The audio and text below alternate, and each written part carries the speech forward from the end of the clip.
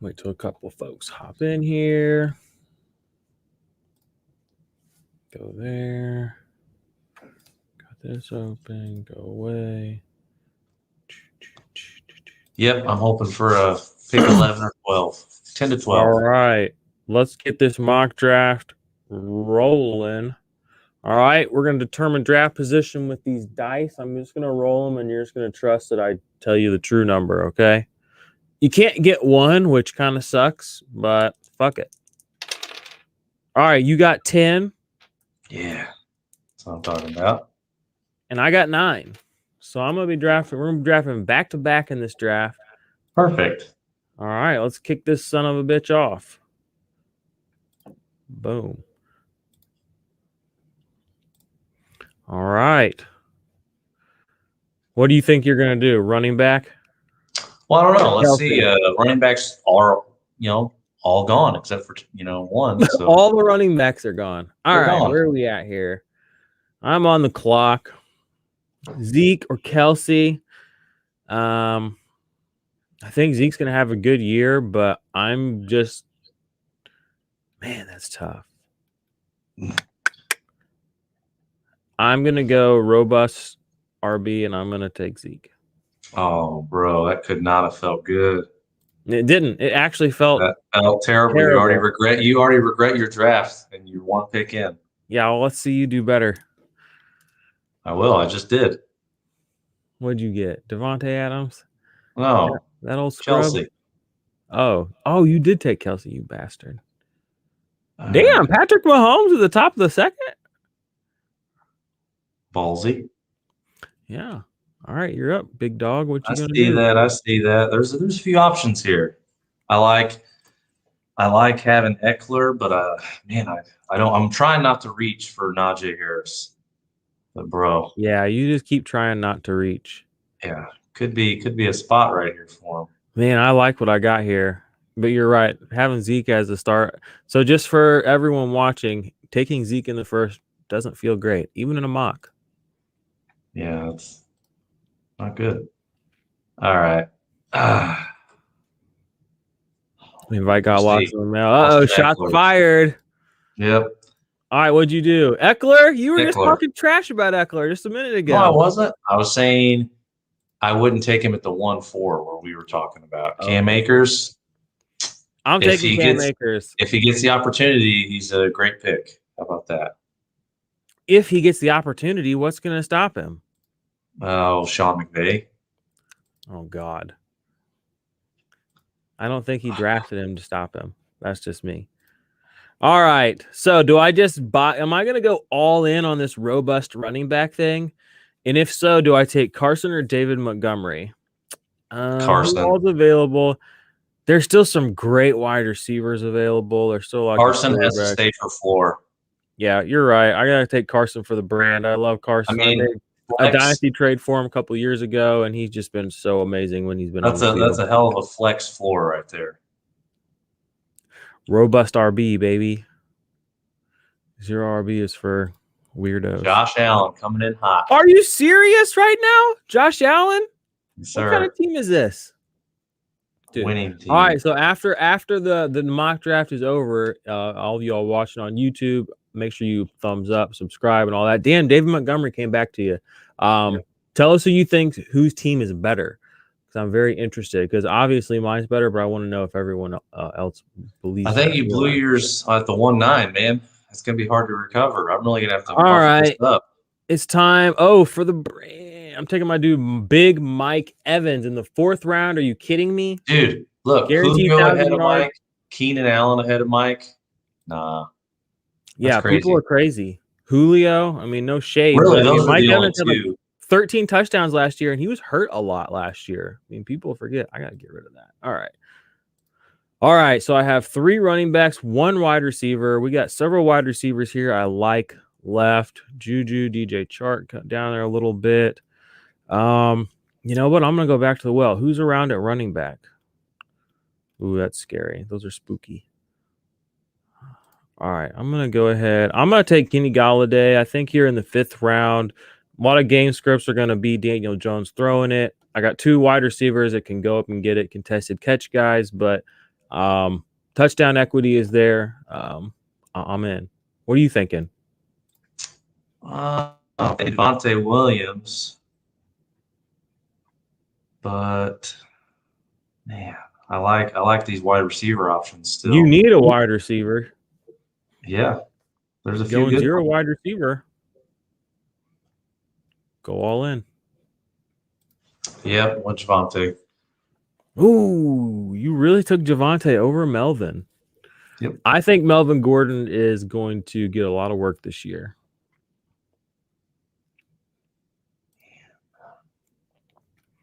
All right, who we have available in the all section?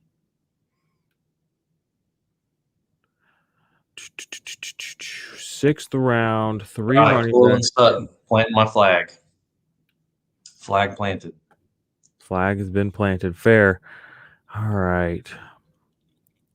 Here in the 6th round, if Trey Sermon's still on the board, it's still a little early for Trey Sermon. I want to take Trey Sermon, and if he comes back around, I'm going to take him.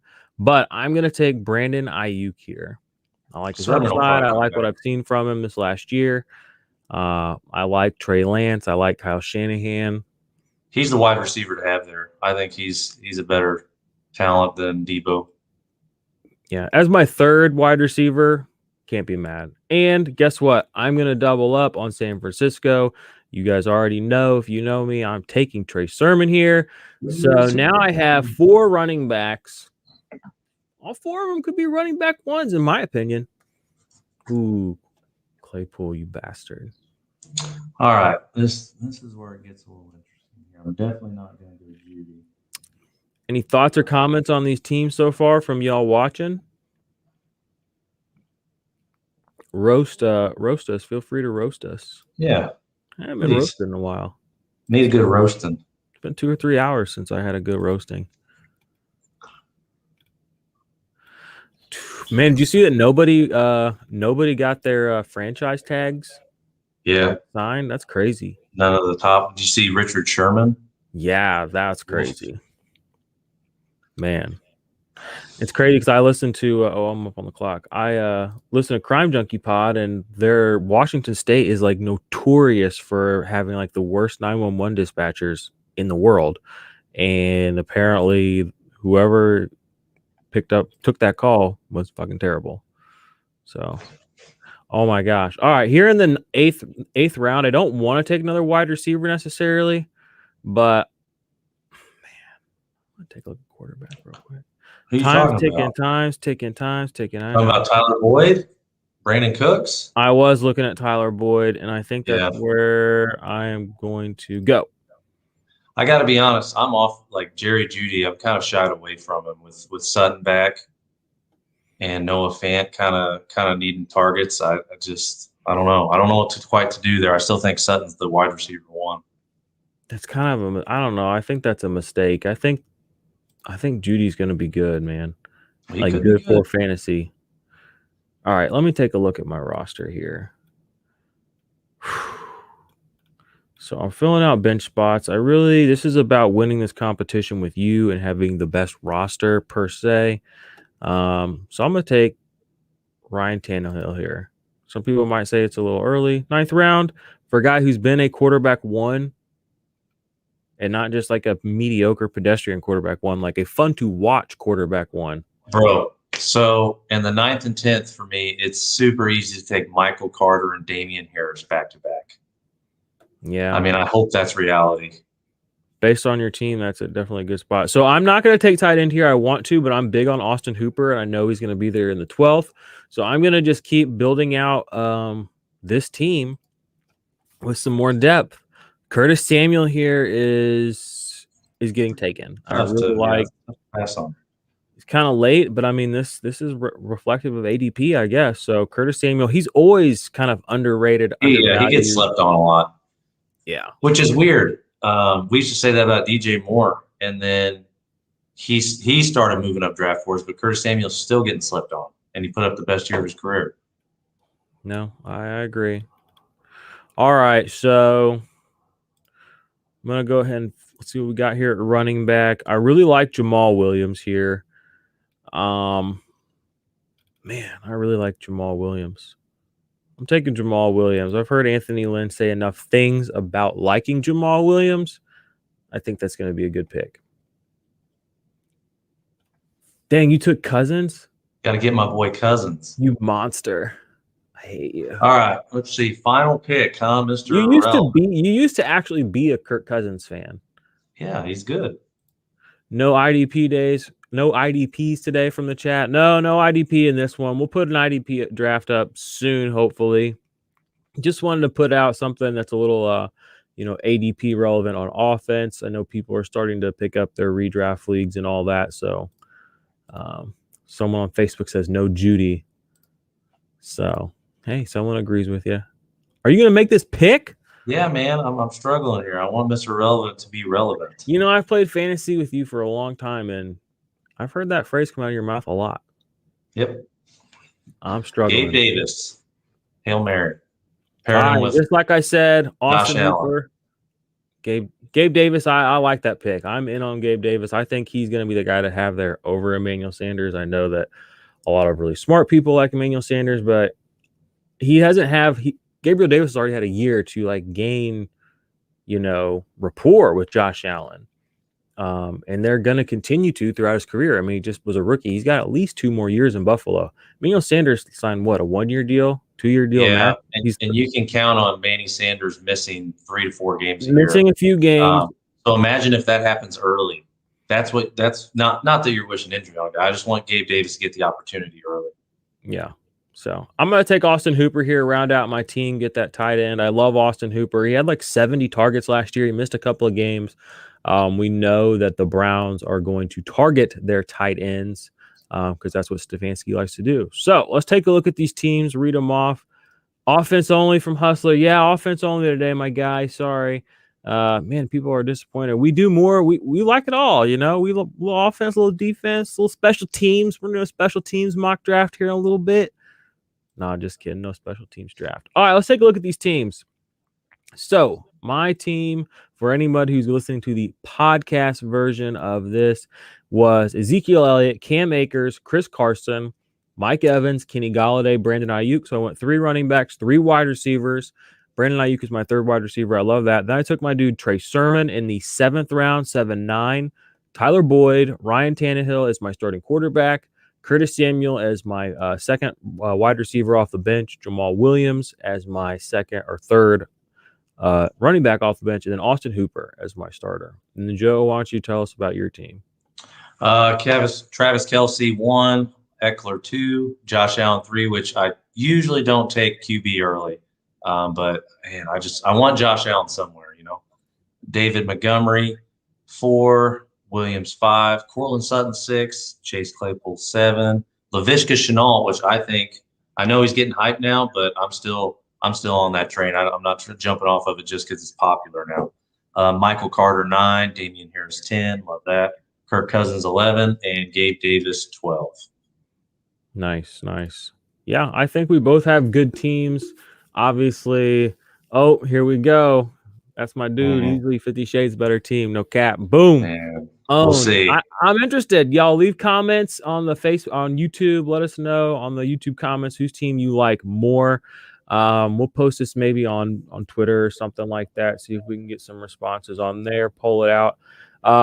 So a couple of guys on these teams I want to ask you about. What are your thoughts on Trey Sermon? Because I've had a couple of I'm trying to get my name out there as the Trey Sermon stan because I'm on him for real. You saw I drafted him in basically all of our rookie drafts in the 2nd round. You saw me make trades to go get him.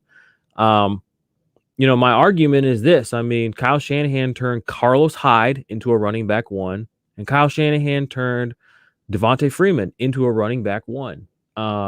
He didn't even go get those guys. Those guys were just kind of there when he arrived. You know what I mean? And he gave him 230, 240 carries and targeted him 70, 80 times. Why is that not a thing for Trey Sermon? Why can't that be the story for Trey Sermon? I don't understand. It can be. It's an option. For me, it just depends on the format, the league that you're drafting in. So redraft, I don't think it's a must-have for Trey Sermon. If you don't get him, it'll be fine. Because if he's not going to produce a year, it's going to be his rookie year. Just due to opportunity, who knows what they're actually going to do.